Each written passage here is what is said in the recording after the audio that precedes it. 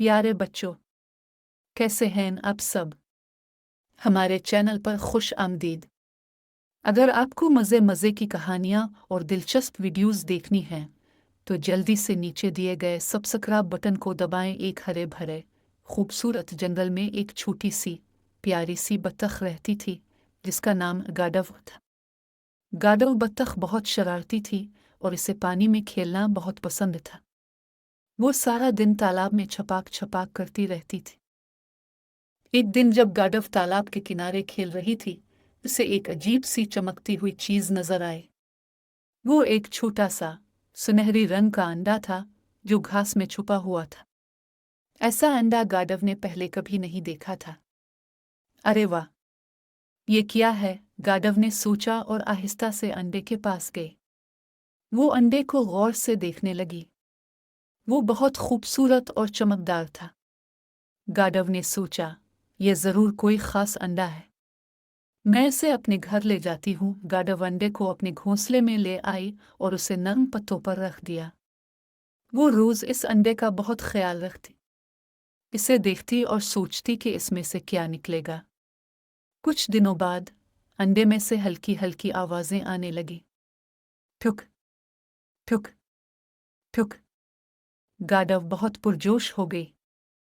अंडा टूट रहा था और फिर अंडे में से एक बहुत ही अजीब सा नन्हा मिना जानवर निकला। इसके पर रंग बरंगे थे, जैसे तितली के होते हैं, और उसकी छोटी सी सुनहरी चोंच थी। वो बिल्कुल गाडव जैसा नहीं था। गाडव पहले तो थोड़ा डर गई, लेकिन फिर इस नन्हे परिंदे ने प्यारी सी आवाज निकाली, चूहे चूहे। गाडव का दिल नरम पड़ गया। उसने सोचा, चाहे ये मुझ जैसा नहीं, लेकिन है तो बहुत प्यारा। गाडव ने इस नन्हे परिंदे का नाम रंगो रखा। वो रंगो का बहुत ख्याल रखने लगी, उसे खाना खिलाती, इसके साथ खेलती। जंगल के दूसरे जानवर रंगों को देखकर हैरान होते थे, क्योंकि ऐसा परिंदा उन्होंने पहले कभी नहीं देखा था। एक दिन जब गाडव और रंगो खेल रहे थे, आसमान पर एक बहुत बड़ा खूबसूरत रंगीन परिंदा उड़ता हुआ आया। वो सीधा गाडव के घोंसले के पास उतरा। वो रंगो की असली उम्मी थी। वो अपने गुमशुदा बच्चे को ढूंढ रही थी। रंगो अपनी उम्मी को देखकर बहुत खुश हुआ और उड़कर उनके पास चला गया।